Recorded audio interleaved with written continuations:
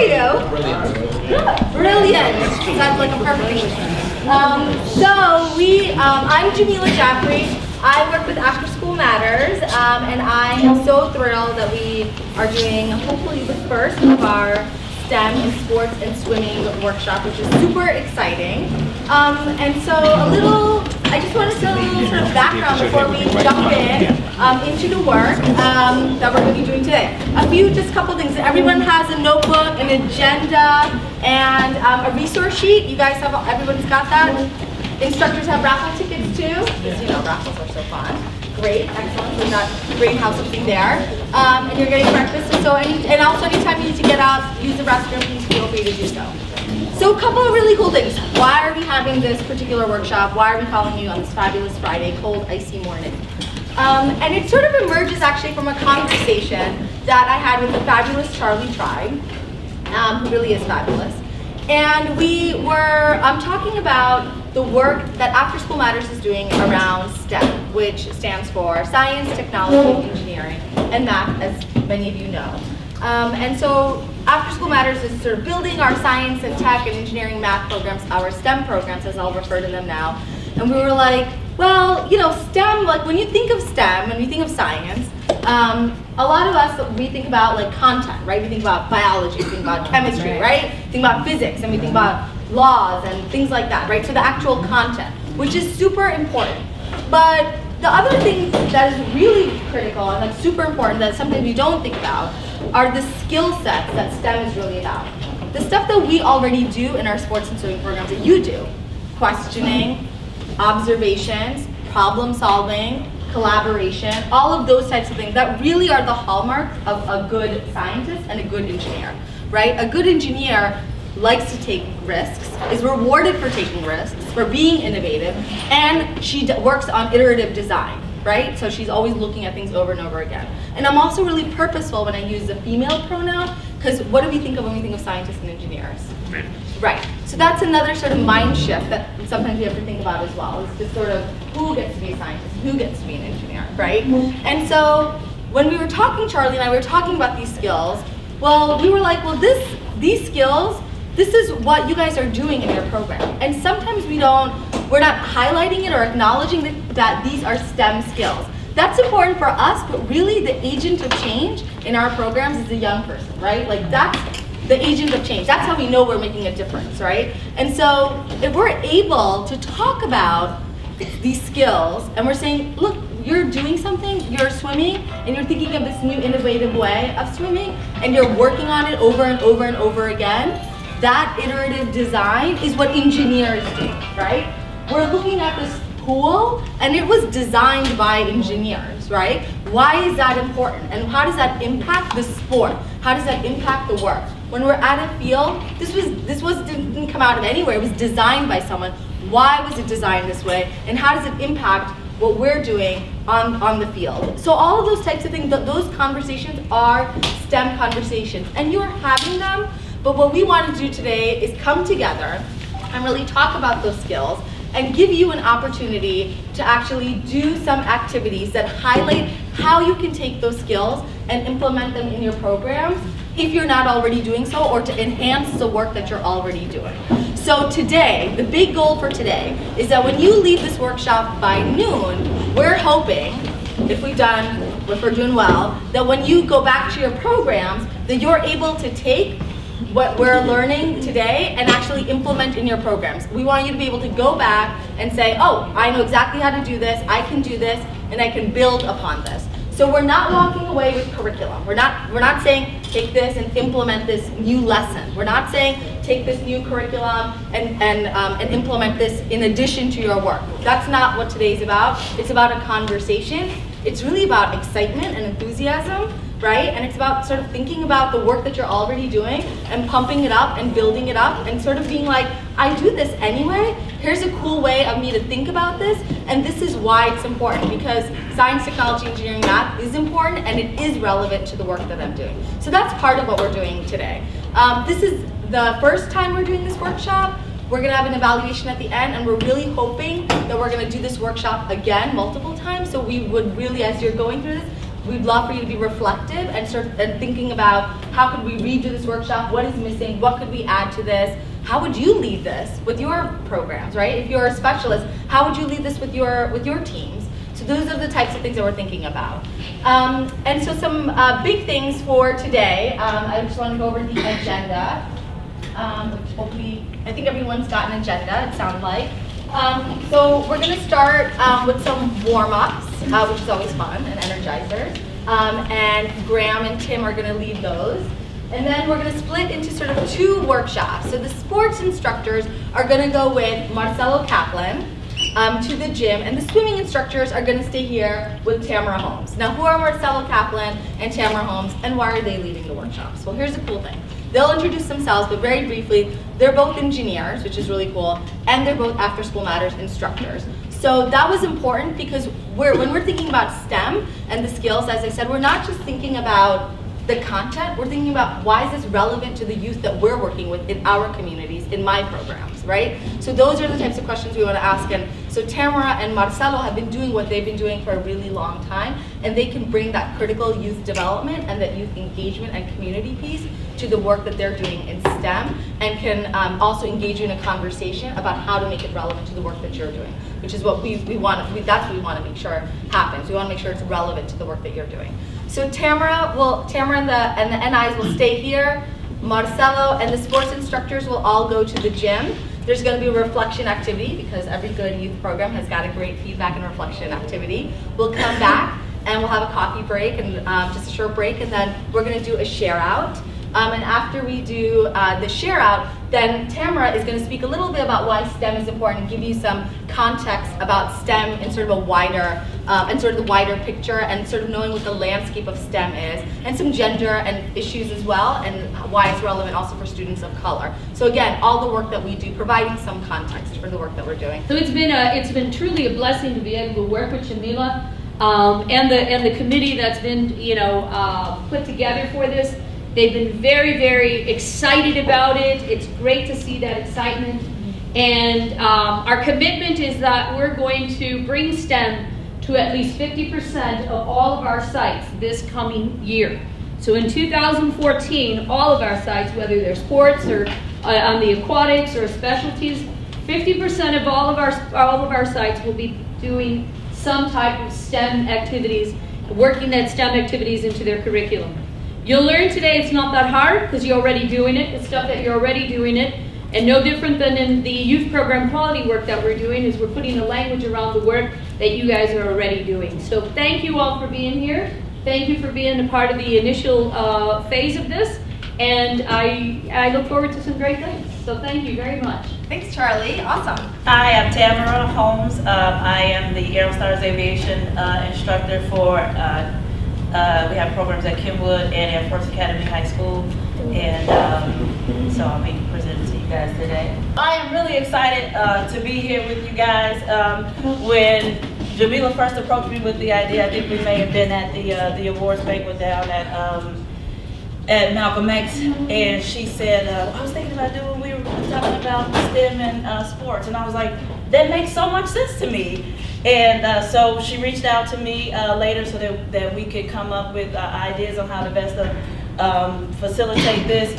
And when she was like, oh, we're going to put you with the football and the other instructors, and then we have the swimming instructors. And the more we talked about it, I'm like, well, swimming is aviation in the water, so why don't I just do the swimming instructors? And it wound up being so much fun for me to be able to try to plan this for you guys. I never really looked into the dynamics of swimming and of aquatics, but I do know in studying aviation that the principles are the same, which are the physics principles of fluid dynamics and a lot of the other scientific principles that operate in the air. They hold true underwater because water and air are both fluid substances.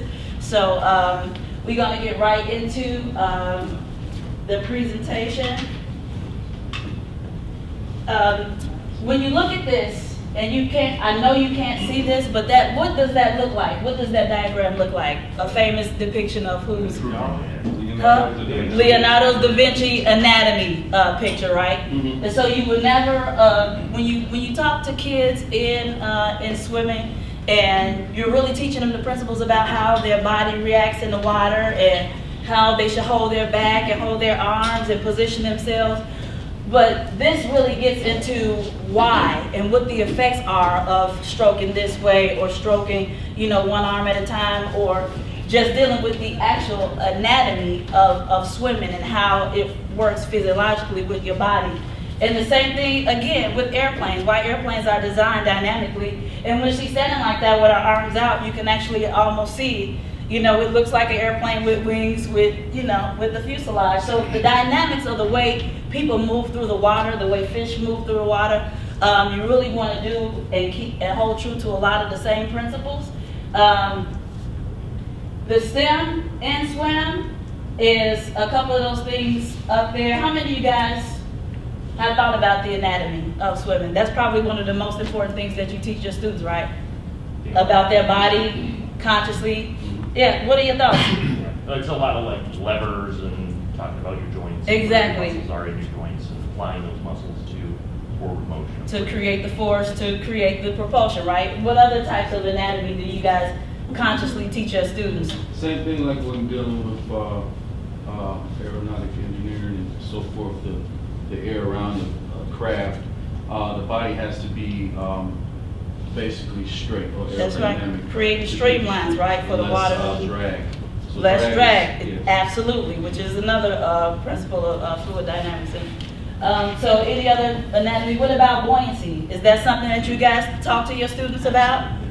Can you guys see how, you know, you could bring science right into teaching them principles about, what are some ideas that you could think of that you could do in program to teach them about buoyancy outside of the swimming pool? Ever had an apple bobbing contest? Ever been in one of those? Is that not a buoyancy experiment at its finest? That's what it is. You're teaching them how it's almost like the opposite of gravity. When things are pushed down in the water, they want to come back up. But when things are pushed down, when things are pushed up in the air, they actually want to come back down. So there's a fine line between, and it's a magical thing. If you could try to figure out a way to explain this to your students, it's phenomenal. The transition from air to water, the plane that's created, it's kind of like when you try to mix oil and water, you can see the separation. But in our minds, we don't see air as anything. I grabbed a paper bag in class and I close it real tight and I say, "Is this bag empty?" And they're like, "Yeah, Miss Holmes, this bag is empty." Is the bag empty? How does the bag have that shape if it's empty? An empty bag can't have a shape. You know what I'm saying? So it starts to get them to think about, okay, we breathe through our lungs, air goes in our lungs, compresses and comes back out. That's the actual fluid that's going through our lungs. The same way that water moves through fish's gills and collects all the oxygen out of water and then pushes it back out. It's the exact same principle. So we talk about another, along the engineering side, is the equipment. How many of you guys actually explain swimming equipment? What type of equipment, first of all, do you have in swimming? Kickboards, fin, and all of those things are created to do what? Buoyancy. This ties right back into teaching another scientific principle. You guys taking notes? You writing this stuff down? Because the entire goal of this is to get you to go back and program and to see how you can use this information to teach science, technology, engineering, and mathematics. If you're teaching them about the kickboard, you're teaching them how to create balance. You're teaching them how to create propulsion without the use of their arms and strengthening their legs, and that goes back to anatomy. So they're all tied together when you look at this list. The fluid dynamics, yeah. Will you create some kind of pamphlet, booklet, or handout that will capture this information that we don't have today? Really? I would love to do that. I mean, we're seeing it. I don't know about a pamphlet or a booklet, but I could create a handout or be able to, I could even share this PowerPoint presentation with you guys after leaving here. And this is just, and listen, I want you guys to understand that my brain came strictly from aviation. Everything that I'm looking at is swimming is just the level of what I know about water and swimming and all the scientific principles that translate between swimming and aviation. So this is good coming from me, but what would be even better is if you guys came up with a pamphlet or a handout that explained this stuff for swimming. Because my brain is not a swimming brain. I don't think swimming. I think airplanes all day, every day. You understand what I'm saying? So if you guys could put your brains together and come up with something that can look like this from your perspective, because again, this came from the mind of somebody that don't, I mean, I know how to swim good enough to save my life, but I won't jump in the deep end if I don't have to. You know, my pool in my yard is 4 feet all the way across. And if ever I feel like I just want to stand up, I'm just going to stand up. It's funny that you say that, because you say that you think like a person who's in aviation, but the presentation that you put together is eerily similar to swimming. Like the fact that you have to point your toes a certain way, or the fact that you have to close your fingers, or the fact that you have to, you know, like I swam competitively in high school and college. So the stuff, when you get faster, it's all about technique. And the idiosyncrasies that you make when building an airplane, you do the same thing and get faster. I'm so glad you said that. Because this is what the kid, that's what needs to kick in, that's what needs to click in the kids' brain in your class. They need to be able to relate what they're learning in swim class to something that is real hard science. Aviation is hard science. I tell people I'm in aviation, they mouth like, what? Most kids like, what is aviation? That's a hard science, but you bring it to them in swimming class, and you're talking to them about physics and and they're getting C's in physics class. That click, that aha moment that you just had, that needs to happen in your classroom amongst your students. Because when they start to understand that the hard sciences can translate to their grade, to their performance in school, and then that translates into a career, they can get scholarship on swimming, but you're going to get a scholarship to get a degree in what? Swimming? No. Absolutely not. You understand what I'm saying? So that's why the translation needs to happen. What happened in your mind needs to happen in your student's mind. And that's why you guys are here, to figure out how to make that connection, to figure out how to bring what they're learning in the classroom into the swimming pool. Did you have a question, or was your hand just?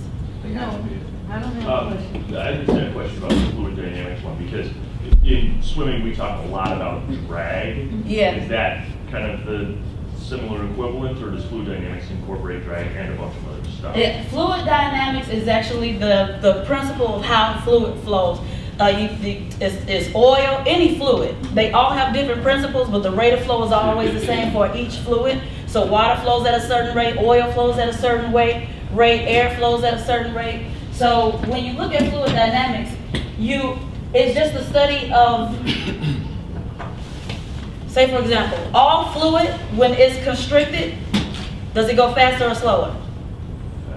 Faster. So when you put oil in, oil is sitting in the pool, and then you create a tube that sends it through the pipelines, it's going to speed up, right? So that's why we're talking about the engineering and science is all behind how everything is designed. Even from the kickboards and the fins and the goggles, all of that is scientifically engineered for the best possible outcome for your sport. So that physics, physiology, when you were talking about training the muscles and doing all of that, and how that, and this was something that came up in my mind. When you think of a swimmer, what does a swimmer look like physiologically? What do they look like? Lean and tall. Tall and lean. You ain't in this. You're supposed to be. You are lean and tall. What are other physiological characteristics of swimmers? They're not dense. They're not dense. Real lean muscle, not heavy muscle tissue. What else? They have bigger upper body strength. They have bigger upper body strength, which looks like what? Huge broad shoulders. Huge, broad shoulders. What else? What else do you see in swimmers typically when you're watching the Olympics? You can actually profile. You usually can profile. Baseball players a lot of time have the same build, because that sport conditions the same muscles all the time to perform the tasks of that sport. And that's what you can look at in physiologically. And the people that study this the most are the ones that want to go to college to get a degree in what? Sports medicine, right? That ties right into physiology and anatomy. There's a lot of students that are in sports right now that want to go into sports management. They want to go into to be trainers, sports medicine, and work. Trainers? Yeah, athletic trainers, and work with rehabbing and rehabilitating athletes. And a lot of retired athletes go into that because they went to the college and got their degree in that. So there are so many career paths that are associated with these. Let's go through the propulsion, which is a scientific principle that you can actually create little activities for in class.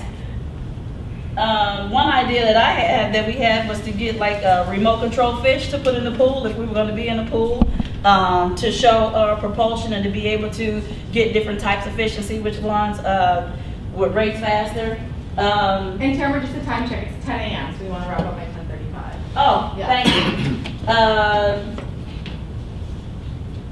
Resources. Now, this is something that doesn't necessarily tie into, doesn't necessarily have to tie specifically into swimming, but the amount of resources that comes into that you utilize for swimming, like water. You know, they swim in that water. How's the water filtration process? The pool. I have a pool in my yard. Sometimes I don't even want to go. If the water's all green, you know, when I first bought the house, I was like, this is terrible. And I was at the pool store and I was like, I had to dump all the water out of my pool and refill it because it all turned green. And the guy at the pool store was like, are you serious? You just wasted $500. All you have to do is put chemicals in there and the water would have turned right back blue, crystal clear. I said, you gotta be kidding me. He's like, no, I'm serious. So that was something that I learned in pool maintenance. And again, the way that those resources and tapping into those resources in the water, being green and using those chemicals in the water and how they're affecting bodies, especially students that spend a lot of time in the water. What are those chemicals? How is it affecting their skin? So these are the types of things that you can talk about. Sunscreen and all of those different things, you know, as a lifeguard, bringing safety in and teaching them. And that's one of the things we have to learn in aviation too. Teaching all the kids CPR and first aid. When you're dealing, and swimming is fun. Every time you see it is fun. But thousands of people drown every year having fun. And that's that's something serious that you all should try to consider, talking to After School Matters and seeing if you could take a field trip and get your kids a certified CPR trainer to come in there and teach all of your kids CPR and first aid. Especially if they plan on being in the water, that's something that they need to know. Skill building, you guys know what that is, and techniques. Is there anything else on here that you guys see that Kevin missed? You talked about pool chemistry and probably drag, so I get the fluid dynamics one, but I think we, especially when we do our stuff, we put drag as a whole separate. Oh yeah, it's huge because especially in competitive swimming. Yeah. And when I talk about equipment, one thing you guys didn't mention was what? Swim gear. There are people who get paid millions of dollars to design swimsuit and new technology and new materials for the new swimsuits. And everybody wait for the Olympics to see what swimsuits they're gonna be wearing and what brand they have on and what is it made out of. That is high-tech scientific material that goes into creating this swimwear. Because number one, whenever you wash your clothes and bleach all the time, what does it do? Fade and deteriorate. Bleach eats fabric. So what in the world are they putting in swimming suits that allowing those swimsuits to stay so intact? That's a science in itself, and that's chemistry. I want to show you guys this quick video. When I first saw this, I was just amazed.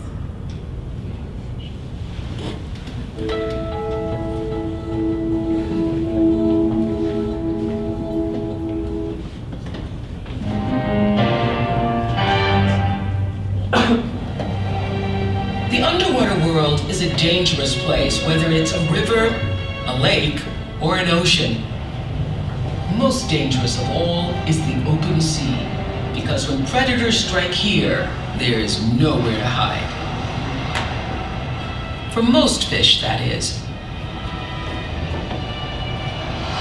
Watch this. That's a fish.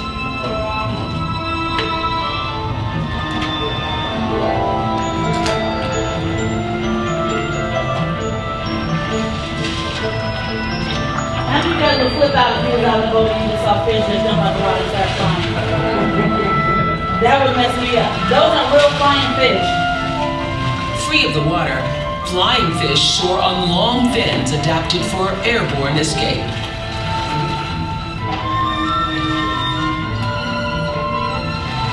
How many of you guys saw the movie Life of Pi? Those are the type of fish that was coming flying past the boat, jumping over the boat in that movie.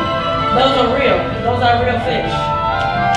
And sometimes when people get caught out there in them while they're fishing, they'll start jumping in the boat and they'll start just flying by. But escaping predators is only half the battle. They also have to make sure there's a next generation.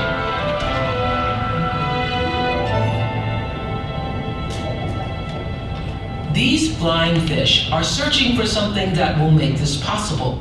So I'm not going to show you the whole video. I just wanted you guys to see.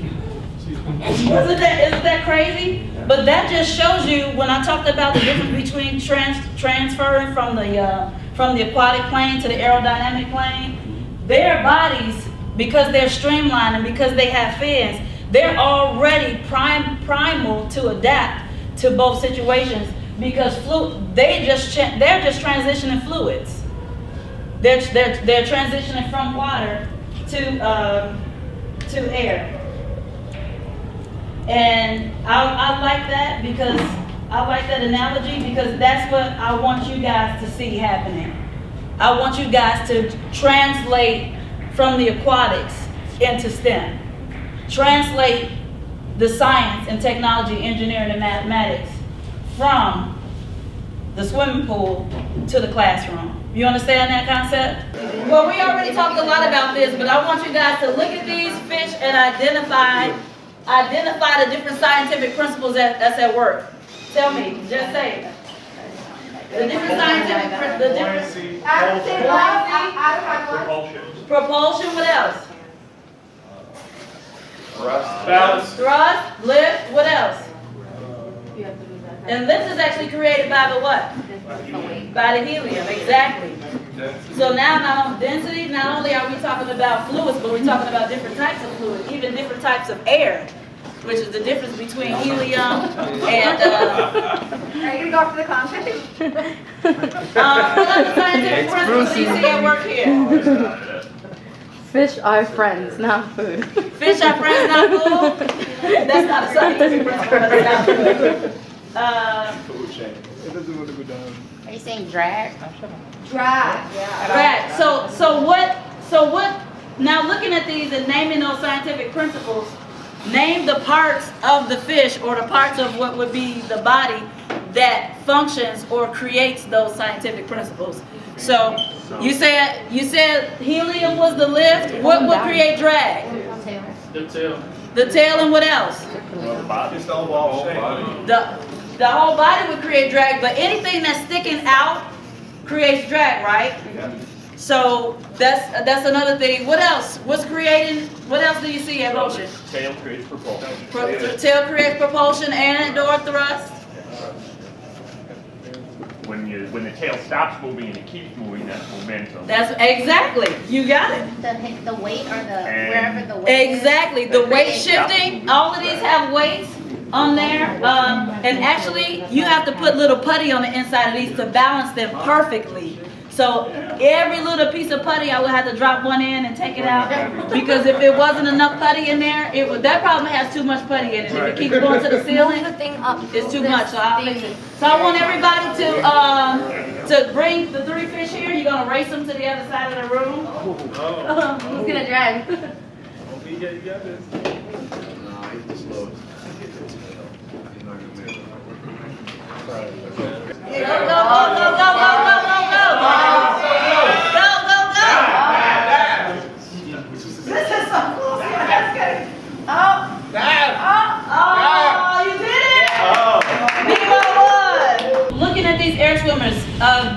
some ideas on how you can specifically use those in class. Submarines are designed like what of an airplane? It's basically an airplane without wings. Now, if you've ever seen a submarine, you know, what does a boat have underneath it?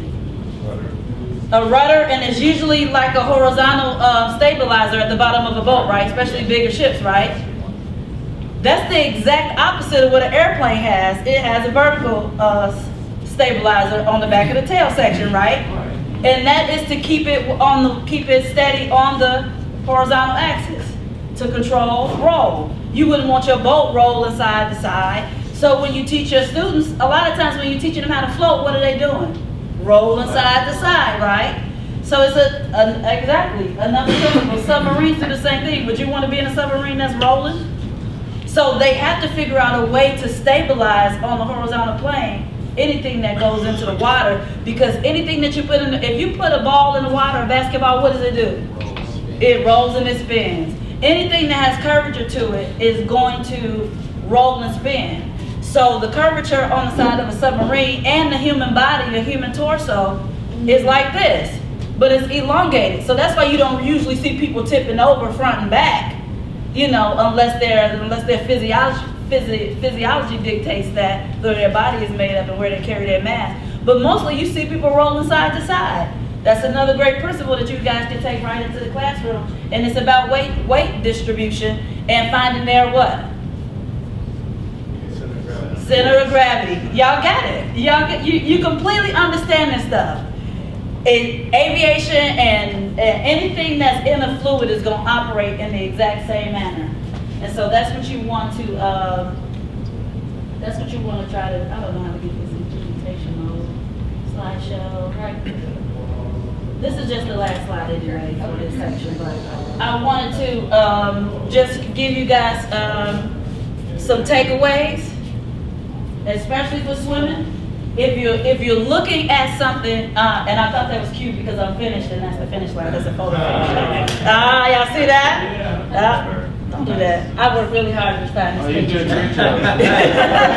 He gave me this face like that. Is not impressive. That is. Look how close that is.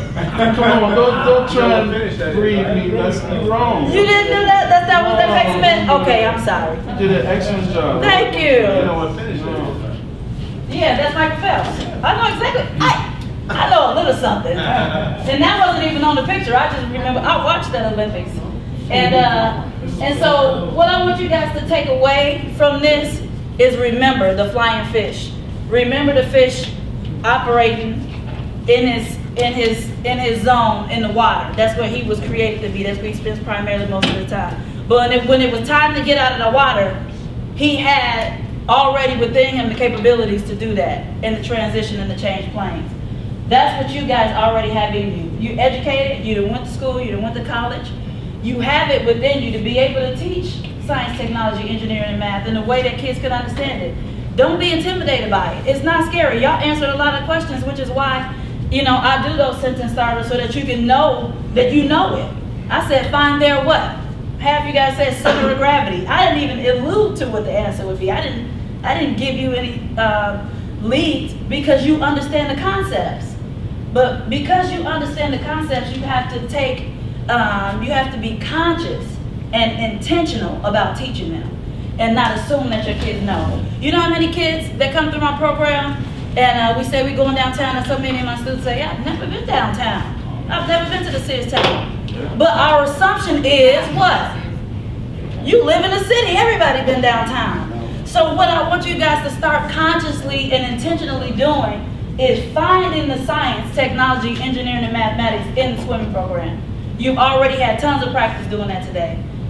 I gave a whole list out in the beginning. You guys know about the drag, fluid dynamics. If you're looking for stuff that you can teach your kids outside of the pool, go to aviation. Go look at some aviation activities or get some little things that you could use and translate the principles in a way that they can see it happening in real life. So when they see an airplane, that's not foreign because I'm in the pool all day and I move just like an airplane. You understand what I'm saying?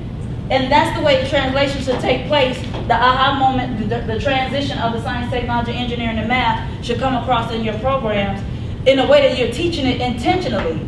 Yeah, you're teaching them how to stroke and you're teaching them how to hold their legs, but why? What is that called? There's a scientific name for buoyancy. There's a scientific name for viscosity. There's a scientific name for rate of flow and drag and weight thrust and propulsion. There's science built around this, and people are making a lot of money and have careers built around swimming technology and the technology that goes into swimming. So just consciously now going forward in your program, look for ways to implement STEM in a way that's meaningful and memorable. I mean, we all grown and we standing here looking at fish floating around like, dang, that is crazy, this fish is flying in the room. Swimming, not flying, I'd say flying. And so as kids, how much more do you think they would be engaged with something like that? Yeah, you guys are never gonna forget you see this little fish swim, and that was so dope. That was $25. Where'd you get that? Amazon, they sell them everywhere, and you don't even have to read the instructions. YouTube videos on how to put them together, 6 minutes. It's the YouTube video, 6 minutes. It's gonna take you 30 minutes to an hour. And it took me 4 hours to get all 3 of them because I didn't know that they were that big. But again, you can see the science, the technology, engineering, and math all in that. Why did the small one? Why was it faster? And your students could actually build them in the program. Yeah, you can bring it. You order them. I don't build anything in my program. I order it, show up in the boxes. A whole space shuttle with 200 pieces, gave it to the kids. You're gonna build it, you're gonna paint it, and you're gonna show it at the gala. That's what you're gonna do. I'm not gonna build a space shuttle. And the thing is, you're gonna meet some kids that's gonna know more than you. They're gonna come to your class and tell you all about swimming, all about the science and technology. They're gonna know. It's kids that come to my class that they know everything about aviation, and I wish I had known that much when I was in high school. And I'm not gonna try to outshine them because I'm the teacher. I'm gonna give them an opportunity to stand up and tell their classmates what they know so that their students, the other students can understand. I'm not above learning. Nobody is above learning, not even the instructor. And when your students are trying to tell you something or something that they're interested about, make sure you're listening and engaging in that. And one thing, even as a swimming instructor, and I know all my students don't want to go in aviation. They sign up for aviation programs, don't even know what aviation means. They don't have a clue. As a matter of fact, they just come to the table, they want to get $100. And so while we have them, we never know the impact that we're going to make on their life and change. I have 4 kids this year going into aviation programs at the university that met me 3 years ago and didn't know nothing about aviation. And they've been flying airplanes, 16 years old flying airplanes. So you guys can do it. You guys can teach them what you know and then allow them, give them what they need to continue their education in a way that it's going to translate into a career. That's what you have to do. And I ask all of my kids, what do you want to learn from me? And if I don't know it, who do you want to meet? Y'all want somebody to come in, you want to meet a pilot, you want to meet the air traffic controller? They tell me who they want to meet. I bring them in. That's what you guys have to do. You have to bridge the gap. When you don't understand it, get on the internet. I know we don't get paid enough to do all of the planning that it takes to go into building our programs. That's not a secret. But when you find those kids that are willing to go the extra mile and they spending weekends working on their swimming and they're going the extra mile doing research projects on aviation and coming back telling me stuff, okay, now I got to do extra work. Because I got to meet them where they are and they're past my program. I told some kids, see me in the summertime, I'm sending you on an internship. If you want to come back to Aerostar, fine. But you're good. You're good to go on an internship. You're good to go. I've done my job. I tell most of my students that have me throughout the year, do not apply for the summer program. Because they get me 20 weeks and I got 6 weeks to reach kids that I'll never see again. And so when you get these, especially if you run summer programs, and you're doing stuff throughout the school year, find a way to engage the science, technology, engineering, and mathematics, and just bring it and make it make sense. If it makes sense to you, you still have to explain it 3 different ways. And if you do any professional development at School Matters, you know you got all different kind of learners. And I have some kids that just want a handout, like the lady that was there, and just want to read it and absorb it. I don't touch paper. I didn't bring no handouts, nothing for y'all to write up. I can't stand paper. Everything on my iPad. I got all my bills stacked up at home like that because I pay them all online. I don't even need to look. I don't need to open them. I don't like paper, so you have to. I have to teach everything 3 different ways in my program. I have to teach for the auditory learner. I have to teach for the visual learner. Then I have to teach for the analytical learner. And then I have to teach extra for the dynamic one who's all over the board. And so that's what you have to do. Just because I show you, I tell you buoyancy and I put a whole YouTube video on, now I gotta bring the fish in. Because there are some kids that need to touch it. They need to touch the fish. They need to see the fish. They need to see how this is moving. And they can't see it outside of in the water, and then they're too focused on staying safe. They enjoying the water. It's a completely different experience. Was that not a different experience for you guys? Being in the swimming pool and being around the water and knowing how everything moves in the water, but to see the same thing happening while you standing dry in the room, was that not a different experience? And you learned something completely different because you was out of that environment. You transitioned. But the learning just was enhanced. And so that's the type of things that you have to try to intentionally do. I just want to give you guys a little bit of background about who I am and what I do. That's a lot of stuff up there, but basically what I do is, and I'll share a little bit with you about my story and why, and I'm going to try not to cry. Why after school matters is so important to me. I didn't plan on crying, I swear I did. I was so ready to just start this presentation. This came out of nowhere. When I was 16 years old, I was a pretty bad kid, but I was smart. And I realized later that I was bad because I was too smart for my class. And my school, class was not challenging for me at all. School was super easy. I made straight A's all the way up through going to high school. And I just got in a lot of trouble. And I remember I was fighting all the time, and I would, and you guys see these students all the time in your program. You see them, and you see yourself in them. And I remember when I got into a fight, it was a huge brawl. I was 15 years old, and the police picked me up, and I was in the back seat of the police car, and I could just hear this voice in my head that said, "It really doesn't matter how smart you are now, does it?" And I was like, wow. If I'm not smart enough to make the right decisions outside of the classroom, then what happens in the classroom is irrelevant. And so that day I decided that I was gonna make different decisions for myself. And it wasn't long after that my mom made me get up on a Saturday morning and go out to a field trip where the Chicago chapter of the Tuskegee Airmen were doing free airplane rides for kids. And of course, I'm 16 years old. My mom wanted me to go somewhere with my little brothers and sisters, which was so lame. And so when I got there, we pulled up at Meigs Field, which was the airstrip downtown. And I didn't even know there was an airport down there. And we went like behind this building, and there was a landing strip in the middle of Lake Michigan, right off Lake Michigan. I said, "What in the world is this?" And out on the ramp, it was a bunch of African American guys with their own airplanes, giving a bunch of minority kids airplane rides for free. And I said, "You have got to be kidding me, this is not real." The pilot took me up in the plane. He allowed me to fly the airplane once we were up in the air over Lake Michigan. And I knew that day that that was what I wanted to do for the rest of my life. And so I know how important it is for us to engage kids, for us to do things to them, for them that's meaningful. I did not expect to do this.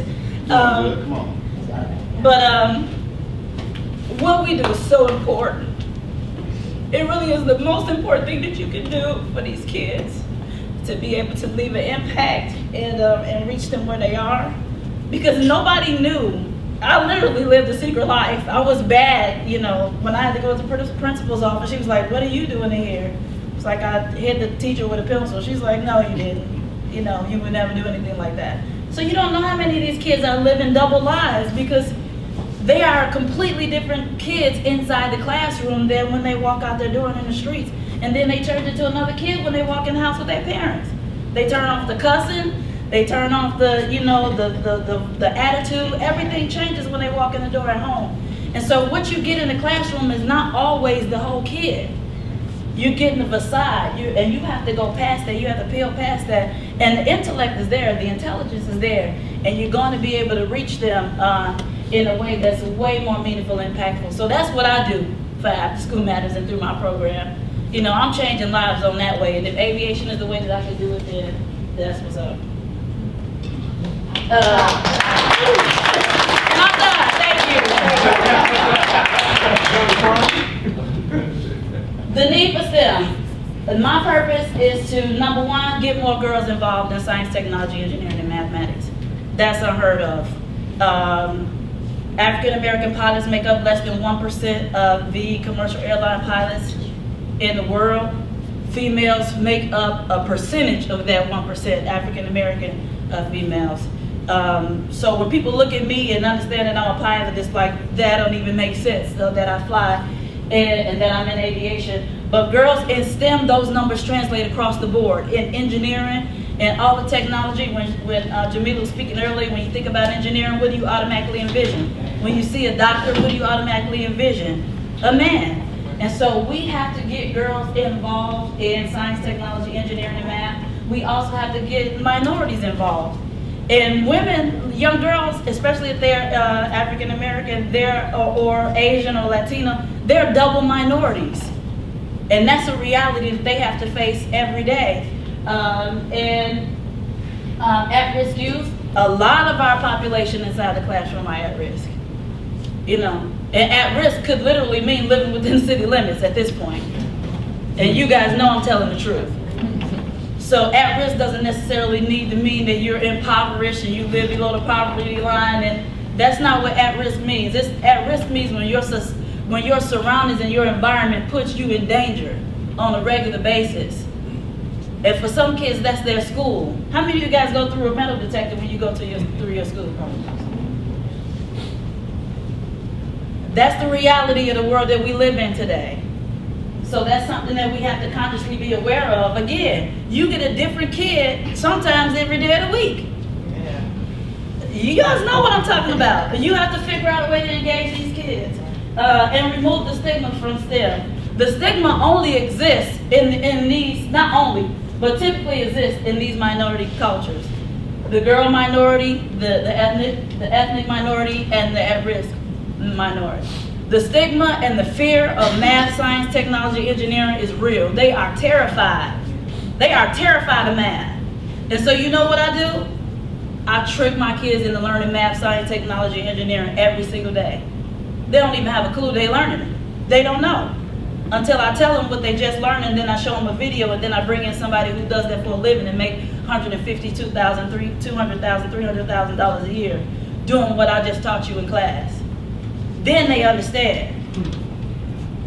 And that the stigma gets removed real fast when they see they can make some money off of it. Yeah.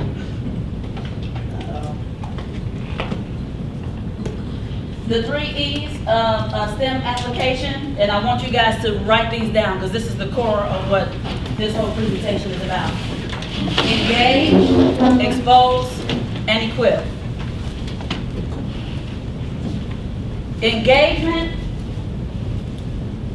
I wrote this down because it came to me and I thought it was just so amazing, so I do have some amazing thoughts. I didn't want to lose it. Engagement should be challenging. This is what you need to know about engaging kids. If you are not challenging them, you are not engaging them. Exposure. When you expose kids, it should be memorable. You didn't expose them to anything if they can't recall or remember the experience and recall and remember the emotions and the learning that went along with that experience. How many of you guys have a favorite field trip that you remember from elementary school? Because you were engaged, right? It piqued your interest. And here we are in our 20s and 30s and we can remember a field trip from elementary school because somebody engaged you and piqued your interest in something that you didn't have a clue about. So that's exposure. When you expose someone to something, they remember it. Equipping should be empowering. What does equipment do in your program? Give them control, give them what else? Confidence, give them what else? What does equipment do in your program? Motivation. Motivation, what else? assistance, right? Enhancement, facilitation, all of these are power words. These are words that impart power. When you give somebody a piece of equipment, what is that, a tool? We learned this from studying Cro-Magnon man in biology class. Or the Croods for you recent generation who didn't go through that. But a tool is the use of a mechanism to enhance your natural capabilities. So when you empower kids intellectually or even in a physical sense, you give them something that they could translate into using to enhance what they were already doing. If they are not doing better after your program in some area, if not many areas, you haven't empowered them. One key component of empowerment is this: they can teach somebody else what you taught them. If you have not empowered your student, they will not be able to teach what you taught them to somebody else in a way that that other person can understand it. That's the transfer of knowledge. That's what we were talking about, that aha moment that you get when now you understand this concept, oh, aviation and aquatics. I see that happening. Now I gotta try to explain this to my students so that if they had to explain this to their classmate would get it. That's empowerment. What do you see up here? What is that?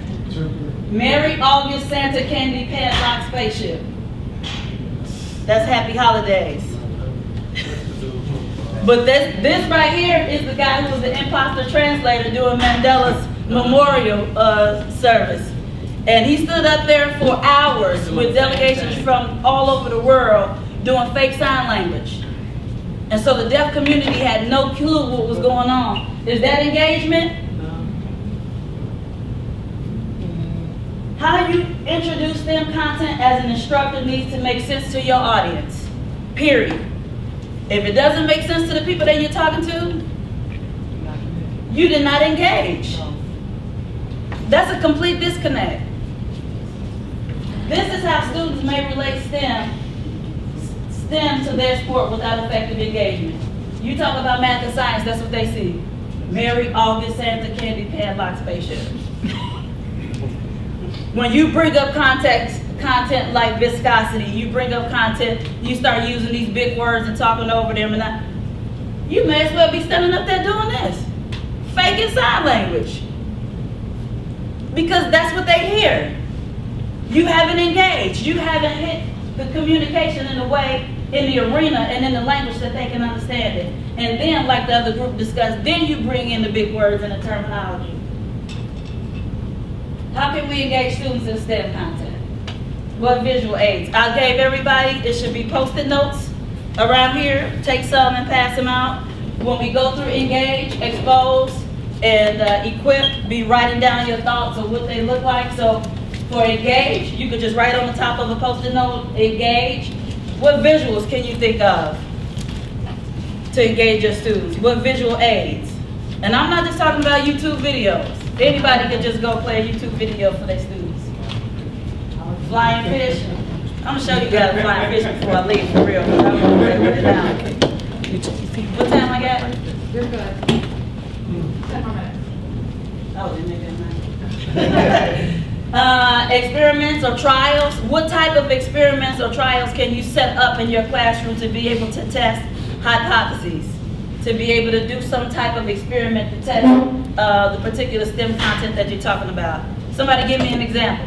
If you want to teach about propulsion in your class, or you want to teach about trajectory in football to a quarterback, what type of in-class or in-program experiments and trials can you create around teaching that topic? Just think outside the box.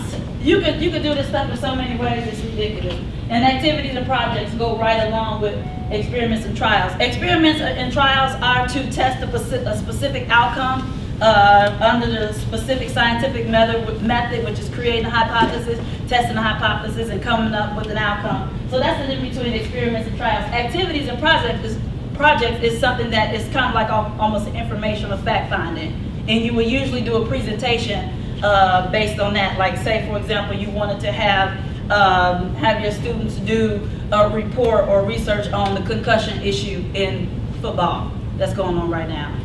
And have them trying to figure out an activity around that and be able to present it to high school, football teams and come up with preventative measures and a campaign on how to alleviate that if they decide to go into a professional football career.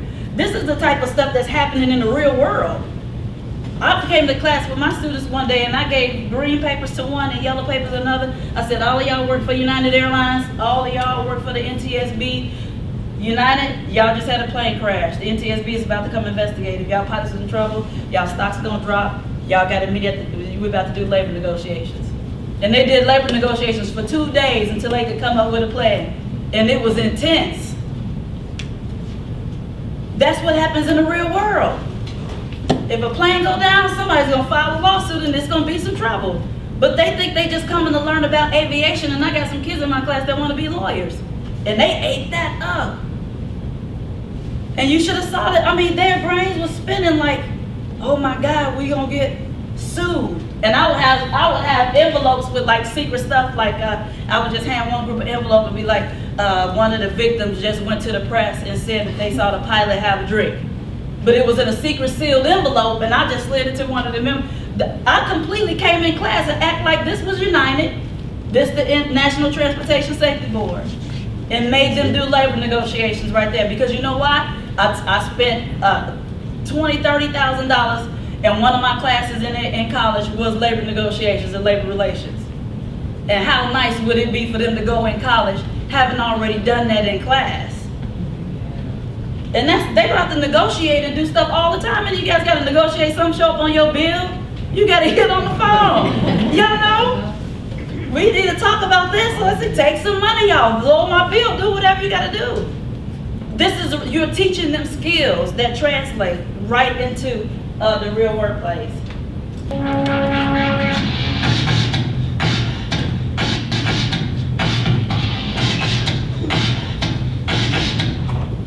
Hi, this is Sanaya. And I'm Adrian. And we're coming to you live today from the Time Warner Cable STEM and Sportscasting broadcast booth here at Discovery World. We're excited to look at the science we'll see in this classic football match up. So now let's go back to the game. Wow, the quarterback just threw a perfect pass, but the defender was right there covering the receiver. Yes, the steroid, I mean the football allowed the quarterback to make the ball spin on its axis. That's what creates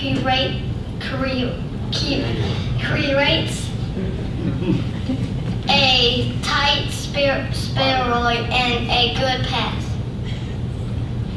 Exactly, but even though the pass was perfect, the defender was able to guess the angle the football would take, and that allowed him to bat the pass down.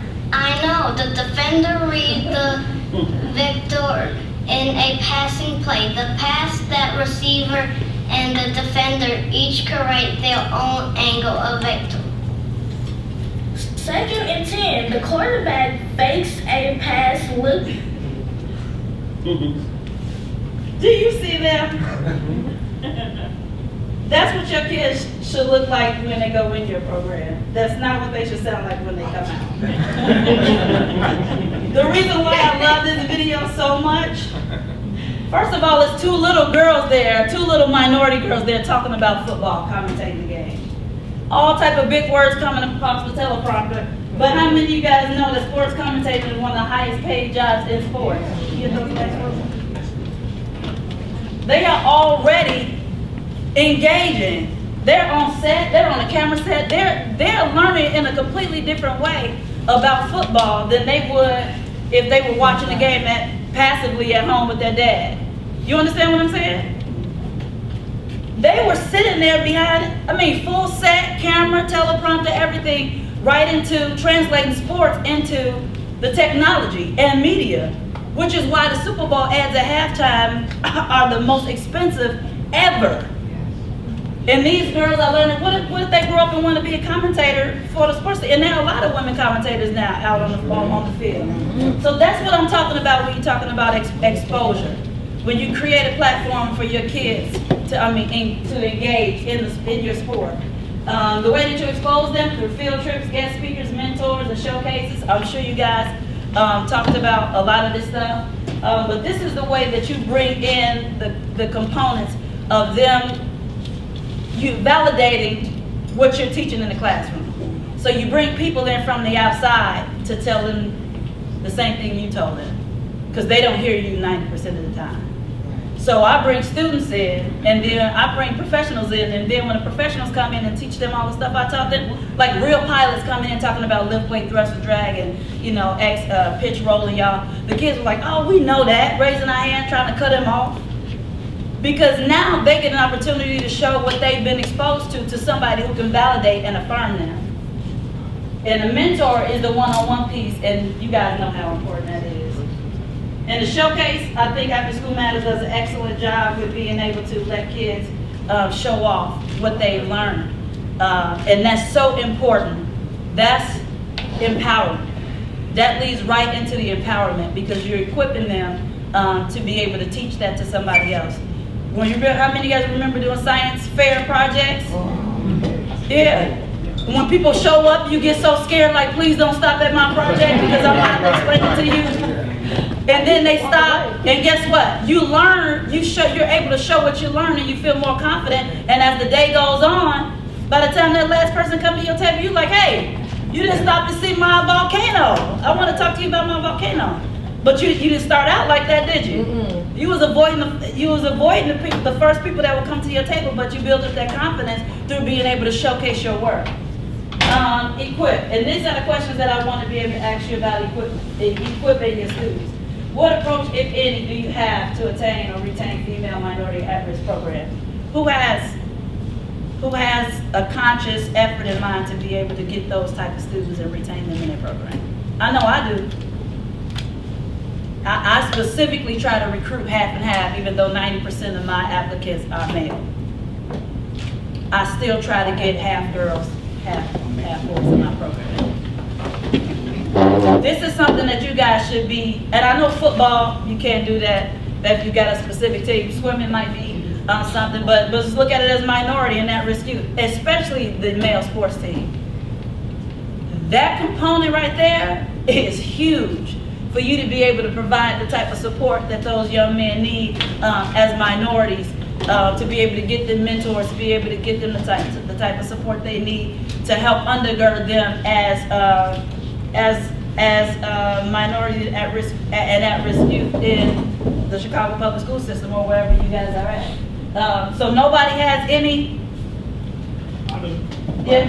Well, I try to do the half-and-half thing too, but in the community I'm at, which is Auburn, Gresham, and like Ewood, stuff like that, I tell the girls that they get like 3 or 4 swim caps, because they always worry about messing up their hair. So I say, you know, my program, you're getting 4 or 5 of them. How many you need? That's right. That's great. The number one, and I don't know how many of you guys know this that's not African American in the room. The number one reason why black girls and grown black women do not know how to swim is because they don't want to mess up their hair.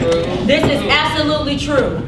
I am a grown African American woman, and I have a handful of friends that are grown women that know how to swim. And the reason why they don't know how to swim is because they didn't want to mess up their hair, because in the locker room in high school, they couldn't just go like the other girls and get under the dryer and no. You need a whole bunch of equipment to get back to where you were before you got into the swimming pool. And so this is a real problem.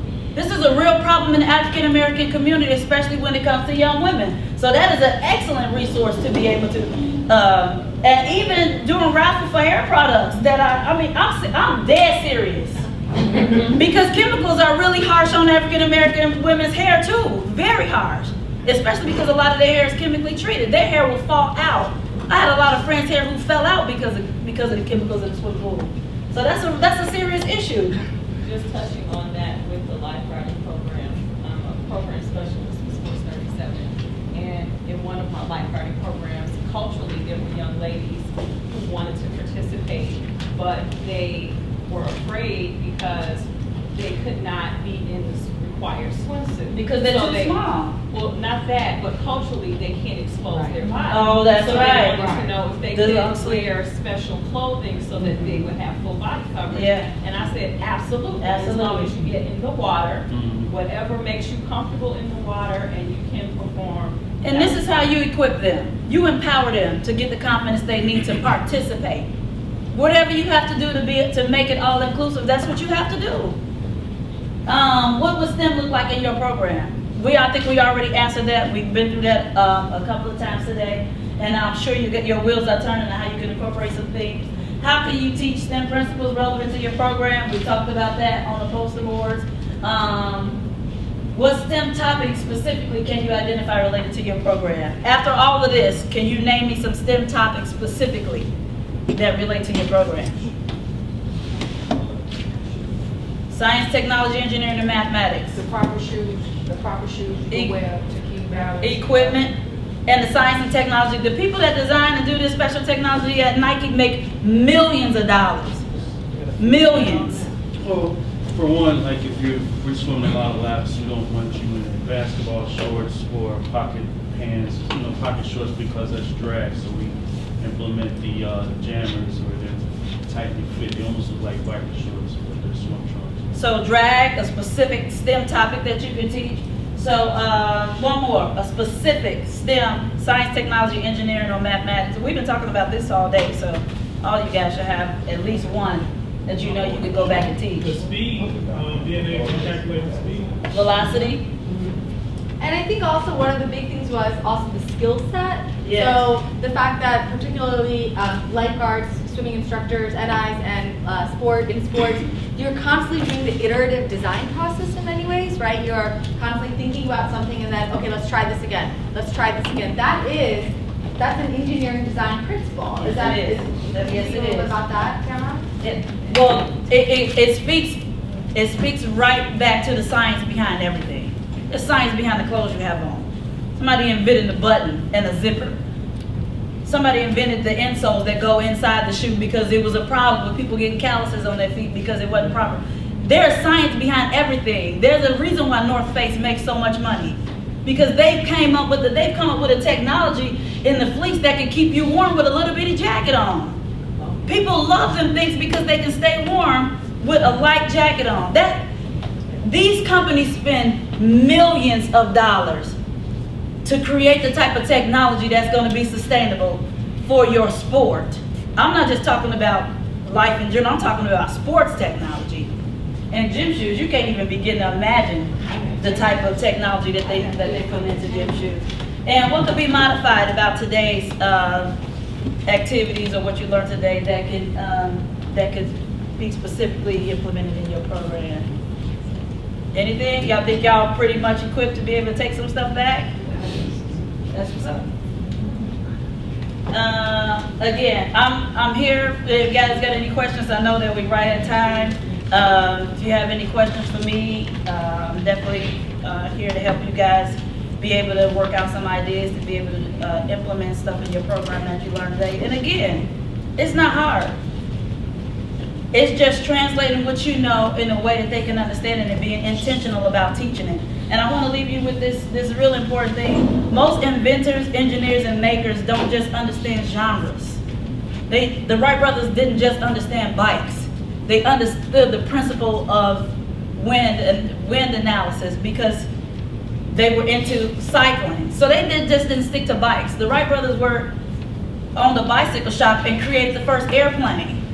Leonardo da Vinci created the first sum of everything, drawings from helicopters to the anatomy of the human body, did some of the first drawings of the internal organs.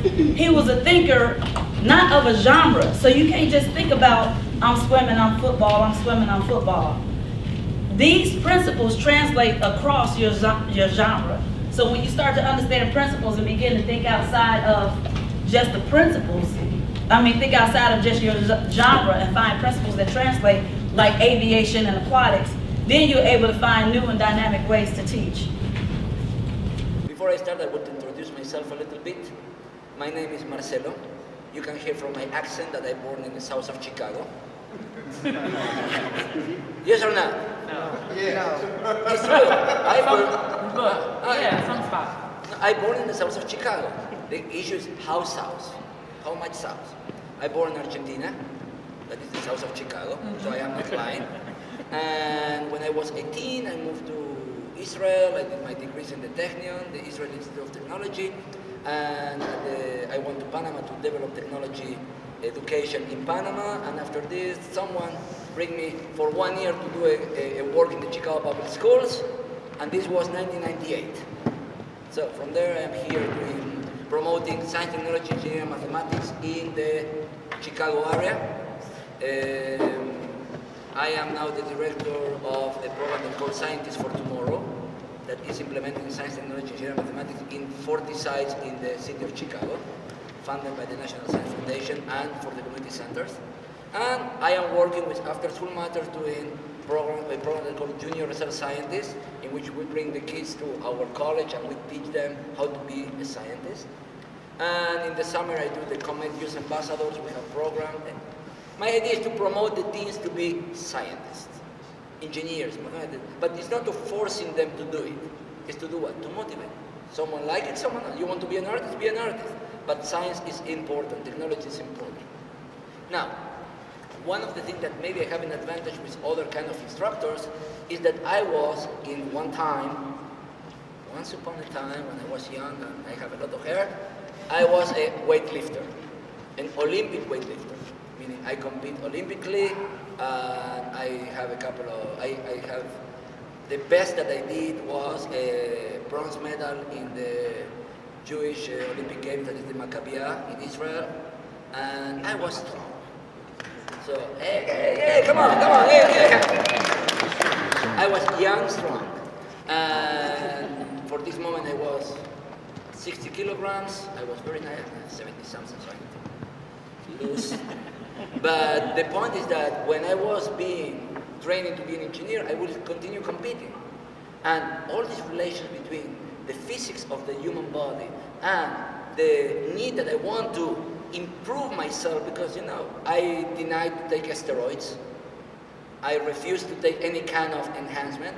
And when I went in the Olympic team, with all due respect to the Olympics, okay, there are a couple of lines that are blurry. I choose not to cross the line. So when I was in the age of 22, I couldn't compete no more, and I couldn't keep up. Okay, that's the truth.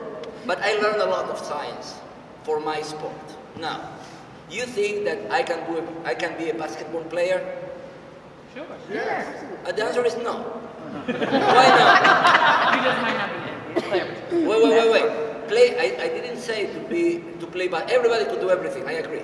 But I cannot compete with other people because we have different anthropometric figures. Okay? You agree with me? Yeah. I can okay, could be a weightlifter. Can I be? Yeah. Yes, you can. Please stand up.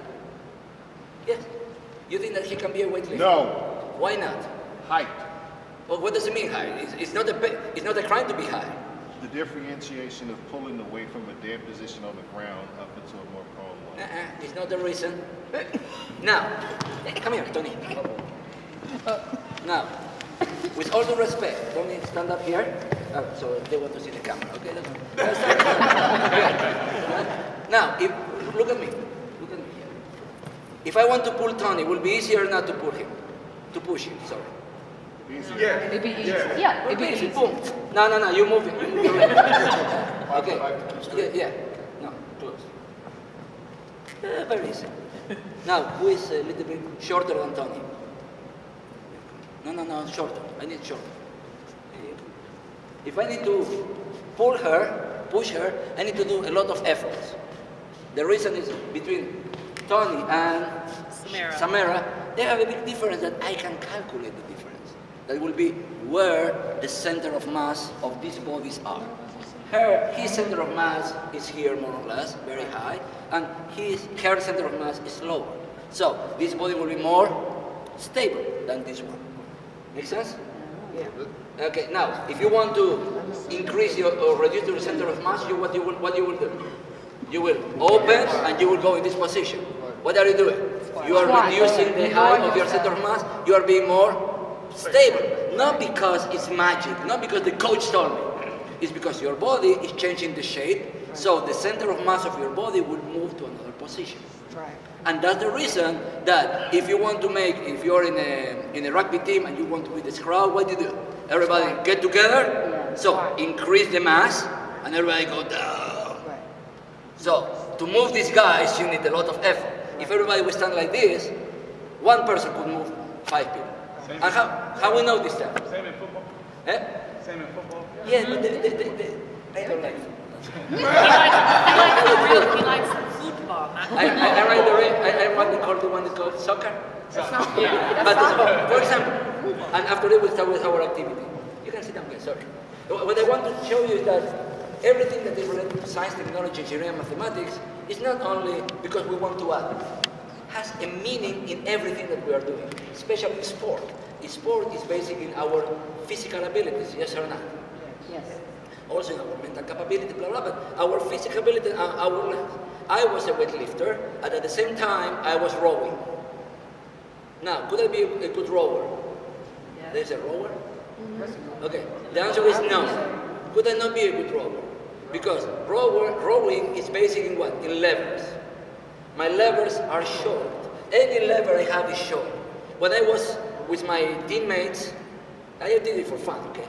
When I got my teammates, you see, the arms like this, and the shoulder like this, because they have a lot of muscles and long levers. This doesn't mean that I cannot do it, but mean that I cannot be good as them. And not because I don't want, it's because I can't. Simple like this. Now, knowing what we are and the physical capabilities of our anthropometric figures will define very well in which sport I can succeed more than in others. For example, who plays soccer here? Now, who is a better soccer player, Tony or you? Stand up, both of them. Sorry, Tony, you're the taller here. Poor Tony. Why Jose will be better? Because he's close to the ground. Because he's shorter. He's shorter, close to the ground, the center of mass is tall. So when he's running and other person want to push him to the side, will be tough to make it on the side. You, everybody, lift it up, you're running around. That's the truth. Makes sense or not? Yes. So, and that's, you can sit down. Don't take me so seriously. The point is that when we are doing sports, our body is important. Our capacities are important, and we need to know them. Okay? That's the reason that science, technology, engineering, mathematics is important. Science of sport has a lot of things also related with the biology of the human body and with the physical construction of the human body. I am an electrical engineer, so from the biology point, I can talk, but I will not. Why? Because it's not my field of expertise. But about the physical and the movement of our body, I can explain a little bit, and maybe we can do a couple of activities that will enhance our capabilities to communicate STEM to our kids. Okay? For example, who play any kind of game? Soccer, basketball, whatever. Raise your hand. Okay. What is important? What the sport has in common regarding any kind of physical thing? Not about the body, about the game. Teamwork. Movement. Everybody need to move. Okay? Now, how you move? You move fast or you move slow? You need to move fast, slow, but you need to control something that called moving fast, moving slow. What do you need to control? Your speed. Excellent. Now, do we use the concept speed? All the time. Run faster! What does it mean? Run fast. Okay. Now, is the speed a concept that it's important for us in the game? Yes. Now, what else is important? Let's do another two concepts. Speed is one that is very common. Another one is in the game. You have a field like this, okay? Where the people are in a specific what? Position. So a position is a game, a physical parameter that I need to understand. If I want to communicate with my player, go forward. What does it mean? Right there. But where? You need to figure out, okay, we'll go forward. How much forward? At the head? You follow me? So, position that maybe for us is so trivial, it's an important concept. Because if I talk about, oh, I need to be, I don't know nothing about basketball, I need to be in the line of the foul, okay? It's something clear. But if I say, I need to be in the other side of the field, where? In the corner, in the middle. So there is a concept called position that in mathematics we call it coordinates. Now we start to make the link. Okay? So if I want to define my field and define how to give this information to my players, I need to decide that every place has an origin. Yes or no? Yes. Each Chicago divided in coordinates. Yes. That's the reason if you say, I need to go to one place, I don't need the names, tell me the coordinate. Okay, 600 south, 200 west, I know where to go. This will be close to the loop, okay? Oh, I need to go to 200 north, 7,000 east. Where will be? We'll be swimming in the lake, okay? But how you know this stuff? Because you know the coordinates, and you know what? You know your origin. Make sense? Yes. So we have the origin number one, that is give me from where I can start to tell you where I will start.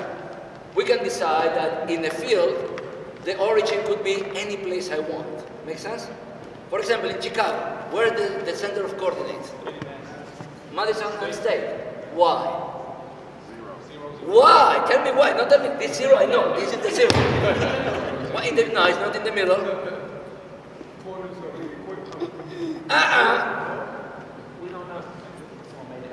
Someone made that. That's it. Someone made that. An origin of any system, someone need to decide where is convenient for me. And I believe, yes. I define the origin of my star where it's convenient for me. So if I have this field and I want to put a plate that will be convenient for me, where will be? No, where I stand is irrelevant because I need to define to everybody. Tell me a place. Look at the field. This is the field, okay? Where you will put your origin, from where you will start to take in the center. You can put in the center, but in the center we have a problem. If you go to one side, it will be positive. If you go to the other side, it will be negative. It starts to be complicated. But it's good. Any place could be. But what happens if I go here? What I have here? In the corner of the stadium, okay? So here will be one direction, and here will be your direction. If I tell you I want them to be 3 sides on the east or whatever, positive, and 2 north, 1, 2, 3, 1, 2. Oh, I stand here. So the coach told me begin. Make sense or not? Yes. I can tell to every player any place in the field because I know where the coordinates are. Make sense? Now, do I need to move from one coordinate to another coordinate? Yes or not? Yes. Yes. Oh, you see the game, the coach. Oh, everybody come here. Look, you come here. Oh, do. What you are doing? You are moving, changing coordinate from one place to another place. Make sense? Yes. And now, this concept of coordinates say, okay, if I change in coordinates and I change it in time, I am changing what? Position in time. How we call this changing position in time? You say, come on, say it loud. Speed.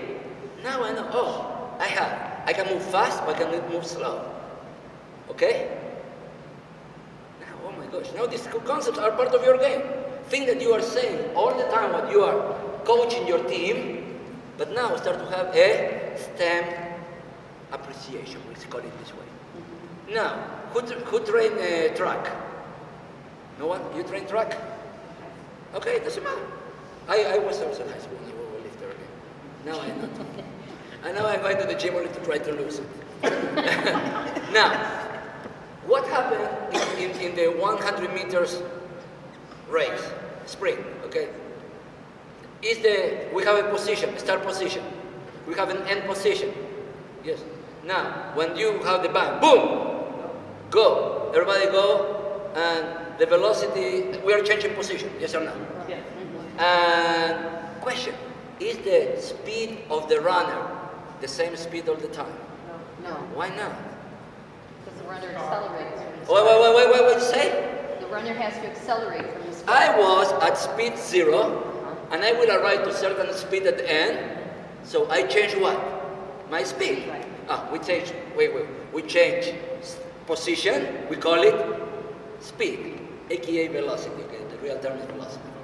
Velocity. I change velocity. Now, when I am changing velocity, this concept called acceleration. I need to accelerate to change my velocity. Now, when you were running track, which track you prefer? The inner one or the exterior one? When you were running in the track, where do you want to run? Inside or outside? I prefer the outside. Why? Because I wasn't the curves seem wider for me. Yes, but you have more distance to run. Yeah. And also, the centripetal acceleration that you are going out is bigger. Yeah, I was dangerous. I was right at the end, so I had a little curve. Now, when you are driving a car and you want to make a curve, okay, how you make the curve? You make the curve as open as possible. Tight. You want to make it tight, but when you make it tight, you see your body going outside. When you go the curve very, very high, very, very open, the centripetal acceleration is easy, so you can do it easy. Makes sense? But you need to make more distance. So you need, okay, I have less going on the side, but I need to run more time. So it's a trade-off. But how you know this stuff? You know this stuff by experience, by your own body telling you. Okay, but now we need to understand that this is a concept that we can also analyze and also learn about this stuff. Okay? So I will introduce you how we can make with our kids a measurement of this concept of velocity.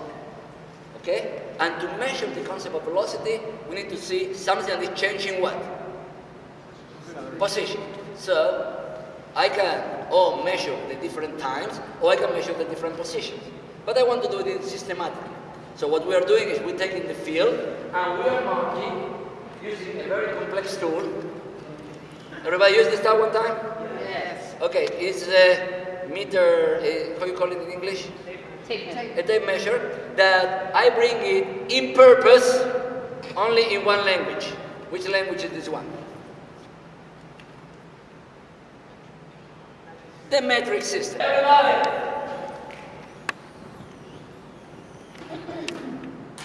Everybody be 1 meter apart. Start to move. Team, start to move there. Everybody be 1 meter apart. So you are. You guys got it? 1, 2, 3, 4, 5, 6, 7, 8. Are you sure? 10. Okay, you're 10. You're 10 here. Where is 11? No, 10. So, by the beginning of the 10. Okay. You are the 11. Go to the 11. 12. Everybody stand in a position. Very good. Come on, guys. Now. Question. Did we have now our positions marked? Yes or no? Yes. Now, if I want to measure the velocity of a body, what I need to do? To measure the time that the stuff is happening. Yes or no? Yes. What we use to measure the time? No. Speed. No. To measure time, what do you use? The clock. The stopwatch. Everybody, let's see what happens if I want to measure. When I would say start, you start.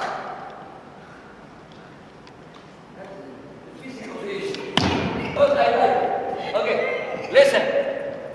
What, before we start, what did it happen? When I say okay, when I say up, you start. When I say stop, you stop. You think that we'll have the same number, everybody? No. No. We have certain amount of error. We make an error because there is reaction time, shrinking time. We are not identical, okay? So let's prove it so that in any measurement that I do, I make an error. Are you ready? Be reset, everybody's in 0? Yeah. Okay.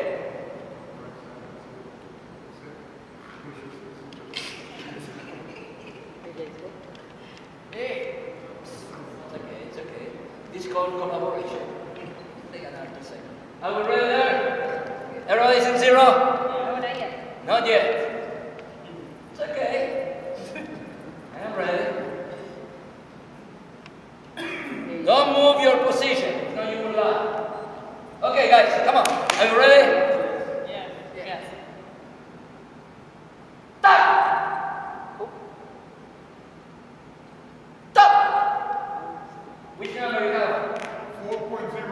Which number you have? 0.3. This is big error. I got 407. 407. 412. Okay. Okay, we have 412. It doesn't matter. So, but you can, guys. When you can figure it out on the time that every time that we measure something, we make mistakes. Are we clear? Yes. I have 394. I didn't see the 94. Excellent. Next time use your glasses. Believe me, I am like you. I don't want to use the glasses that I need. Okay, but this is enough. How you call it? I want to do that. Okay, so are we clear? Yes. Let's try to do it again. Reset everybody. Excellent.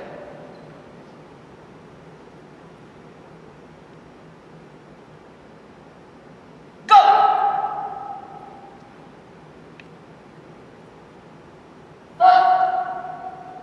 What's your number? 531. 528.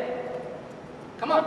544. 538. Okay, we are now at the 1/10 of a second, 2/10 of a second error. If we are making it longer, the error will increase or not? The answer is no. The error will be all the time 2/10 of a second because it's our reaction time. But if I am measuring something that happened very short, the percentage of error will be very big. But if I do it in a marathon, 2/10 of a second is too much error. In a marathon that is like 2 hours, it's not. Okay, are you ready? Now, how we are measuring velocity? We are measuring velocity by the way that when I will be walking through I will start, and I will say start, and everybody start. And when I am passing through you, that is like 1 meter, what you will do? You will stop, okay? And I will collect the time of each one of your intervals. Make sense? Yes. Everybody? So, are we ready? Yes.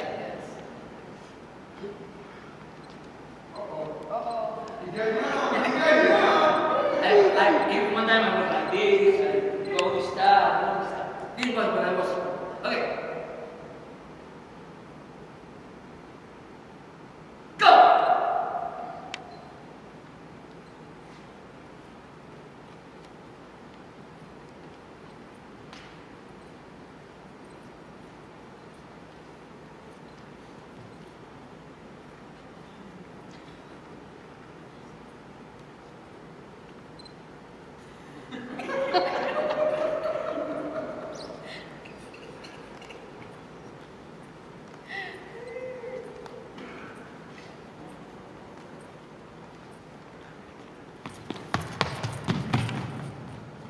Okay, now, what we just measured is the time between each interval. In the qualitative way, qualitative meaning observing, how many different velocities I have in my mind? Three. I was certain velocity here, I was faster or slower here?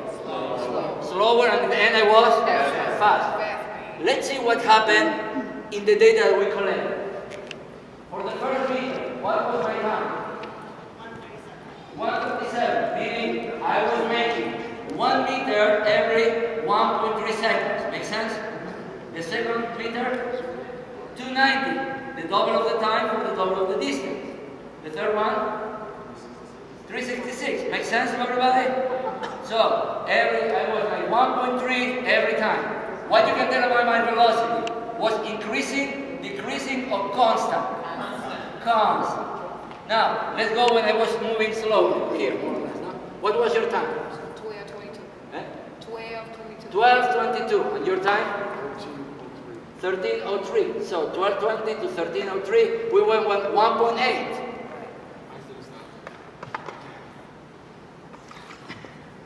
Okay. Now, you understand how we measure the velocity? We know for each interval, I can see how was the time before, what was the time after, this is the time of my interval, and what is the distance of my interval? 1 meter. Why? Because I say so. I plan this. Okay, let's try to see how this will work again. Everybody, reset. And everybody will remember the number because I want to put in the computer, okay, and see what happens. Are we ready? Why are you not on the line, guys? You are breaking the line. On the line. Are you ready? Ready. Go!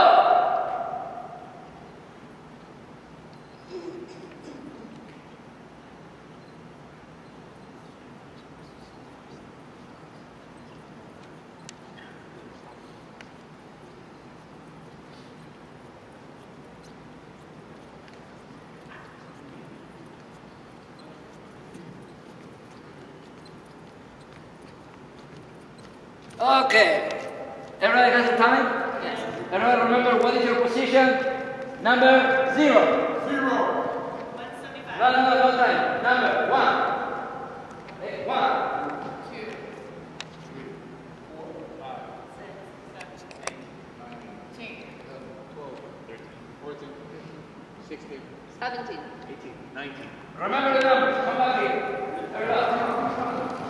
So, what we need to do now is that all the time that we collect data, what we want to do? We want to see what happened, okay? Don't worry. So, generally when we want to make a graph, the easy way to do it is using a spreadsheet. Why? Because it's easy. Kids know how to do it, but really they don't have any idea of what to do. Now, I have a goal. The goal is to see how I am moving in time, because we collect the data of my movement, okay? You can do it for anything. So, let's start with distance, and we have the time. Everybody follow me? And the distance was 0, 1, 2, 3, whatever. Everybody agree? Yes. Until 19 or 20, whatever. Okay, so, in the 0, what was your time 0? 0, because you are the origin. You are the origin of time and the origin of the distance. X, 0. 1. 1.75. 2. 40. I don't hear you. 240. 2.4. 3. 4.8. 4. 5.8. 5.8. 5. 7.4. 6. 8.6. 7. 10.3. 8. 11.5. 9. 12.6. 10. 13.9. 11. 1538. 12. 16.6. And 13.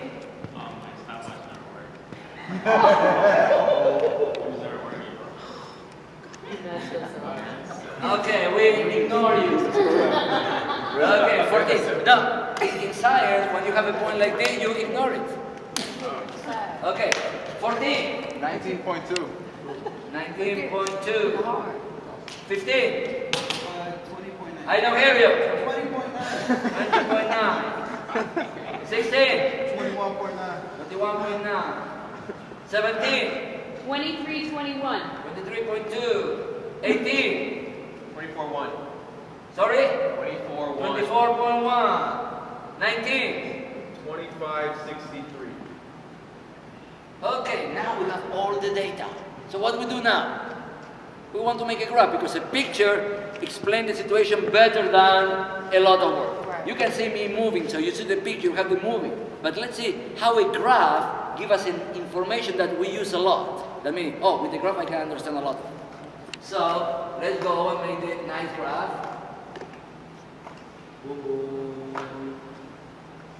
And we use a graph. Everybody, when you make graphs, and you want coordinates in the graph, we use what we call the scatter graph. Scatter plot graph, doesn't matter for today, you need more, it's okay. Don't use the other graph because it will not give you any good information.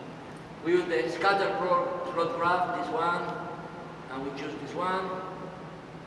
Dun, dun, dun. Oh, look at you! Look at you!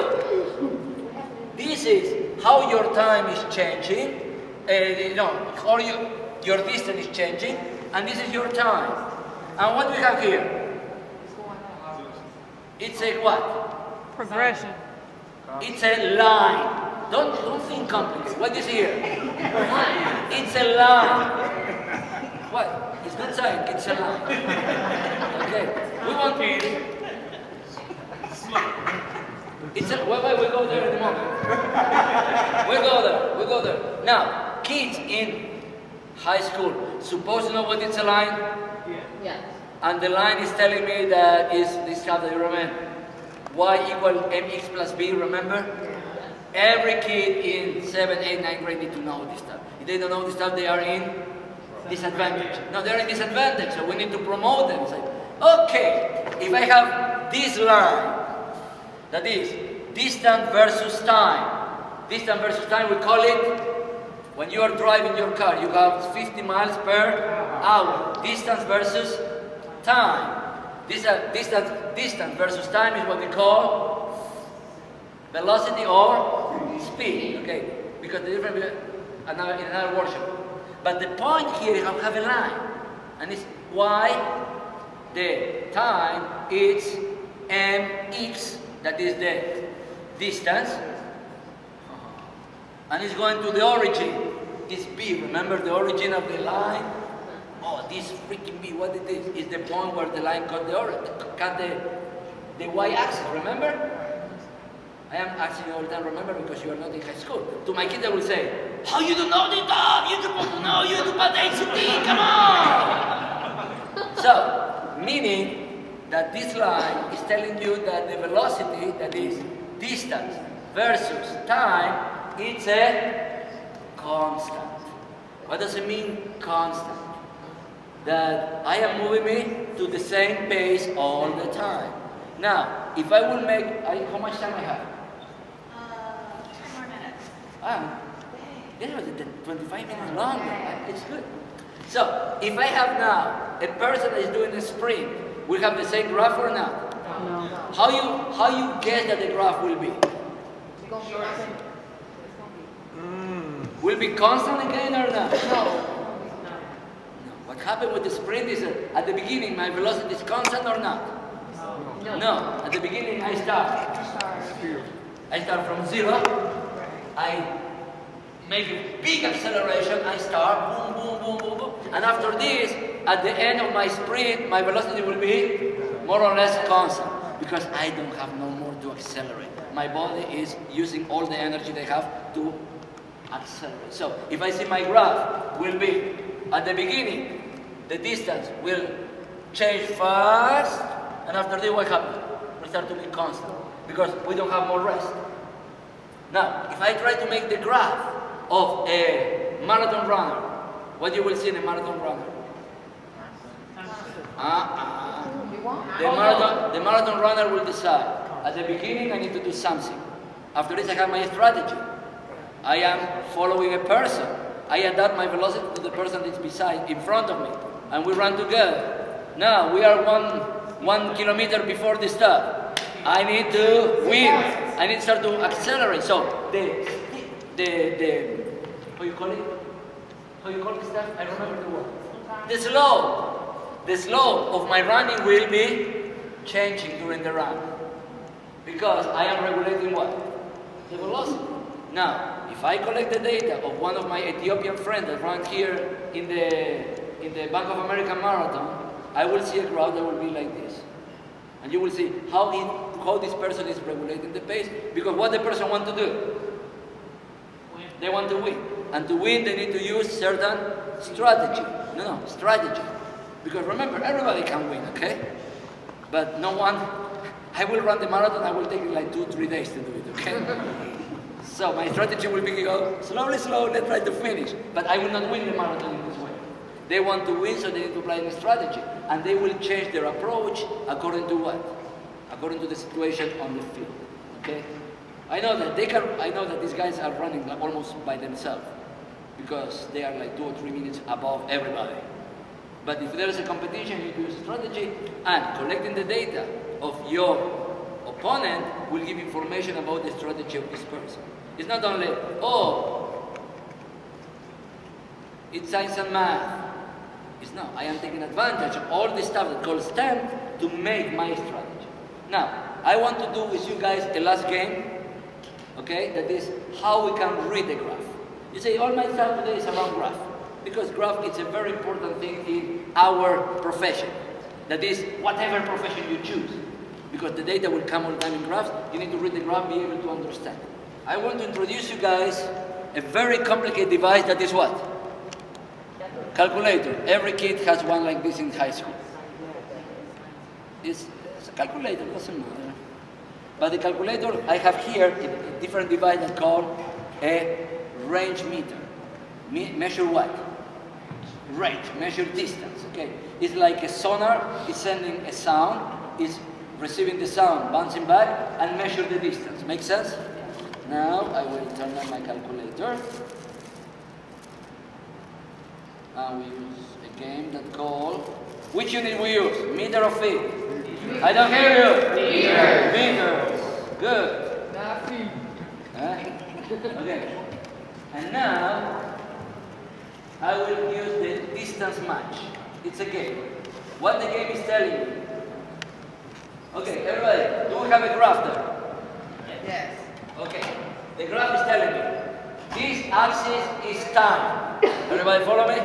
And this is the distance from the wall. Each one of these guys is a meter. So, if I am standing from the wall, what I need to do? I need to go far away to the wall or close to the wall? I need to go away to the wall because the distance increases. How we know the distance increases? The graph is telling me. After this, what I do here? How you know it? Because the position is the same and the time is running. If I am in the same position and the time is running, what is my velocity? If I am in the same position and the time is running, my velocity is 0. And here, what I am doing? Decline. What does it mean, decline? I am going towards the wall. I am moving only in one direction. My position is changing following the graph. The origin is here I am at 0, here I am 1 meter, 2 meters, 3 meters, more or less. Okay? Make sense, everybody? Let's see if I can read this graph accordingly. When I will push the button enter, the guy will start to work. I will show you one time so you can see. Let's go to 2 meters, more or less. Everybody see the points there? Yes. This is the points that are measuring my distance.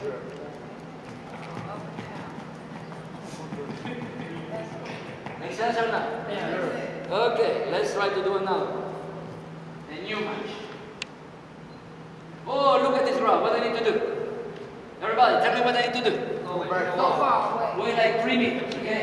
And what I do? Go closer to the wall. I need to go close to the wall. And then more or less how much? 3 meters. I am in 3 meters. Wait. I am here 3 meters. I need to go towards the wall. Okay, I am 3 meters. I go towards the wall until I arrive to 1 meter. I wait here. Wait. And what I do here? Go a little bit closer to the wall. And go closer back. In your point of view, when I will have the higher velocity? Here or here? At the end, I change. Less distance in more time.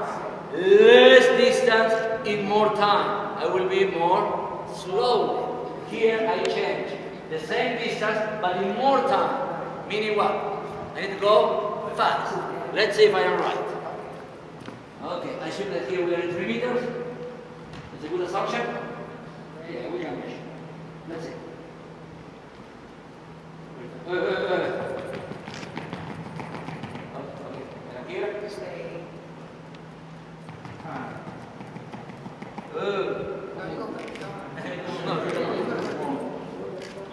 Okay. Pretty good, okay? Now, who is trying to do it? I need a volunteer. Okay, come on. Come on. Okay, take yourself. You punch. first thing. I don't know what to do, but I don't want to break it. Look, this is a piece of material. If I break you, you're unreplaceable. This guy is on the calculator, so don't think about you can break it. Come here. So where do you need to start? Look at the graph.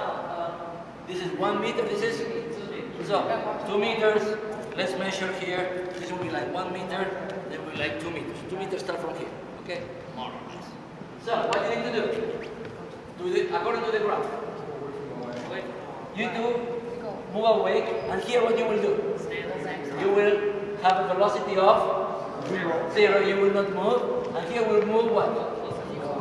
Are you ready? Just wait. If you want, you press enter to start. When you are ready, and you all the time point to the wall, okay? When you're ready. Do I just press enter? Yes. When you're ready. What? To the wall. Right. Hey, you pass! Yeah, you gotta go to the wall. Now go back.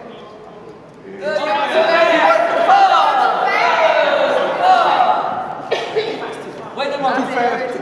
Question. If you are reading a book, you read the book and you follow the letters, okay? This is a book. Okay. You don't say whatever you want. Okay. You read the book, okay? So, let's read the book. Okay. So, let's go and repeat the same march, okay? So, go a little bit forward. We just learned and we're a little bit. Okay, wait a moment. So, press enter. Back. Excellent. Stop! You pass it.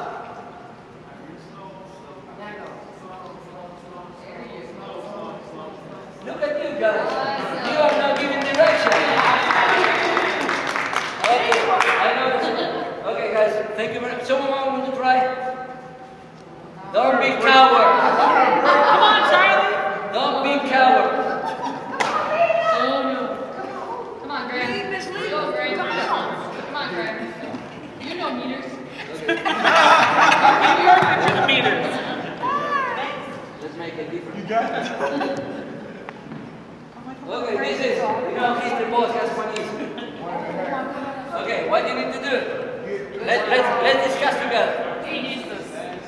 A little bit more than 1 meter. And remind more or less in the same place.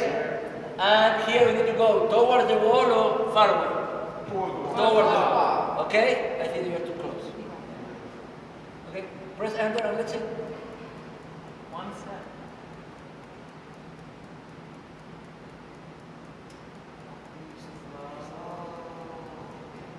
Okay. That's a clap for guys. Thank you very much. Now. Okay. I have a question. We have here 1 minute. I want to wrap this topic. Everybody feel threatened about doing STEM in your classes? No. Do you feel that it's uncomfortable doing this stuff in your class? No, we do it already. You are doing already. The point is not that you can put this little, I will call it, content in what you are doing. Now, when you are working about distance, you can measure the distance. Something that our kids, and I will tell you the truth because I am working with more than 500, 600 kids from middle school and high school, they cannot have a ruler and have the right measurement. It's unbelievable. In 8th grade, 9th grade, I have a ruler, I have a ruler, I give to the same stuff, 10 kids, I have 10 different measurements. Why? Because people are not able to measure. Now, what we are adding now a new dimension to your work, that is measuring what?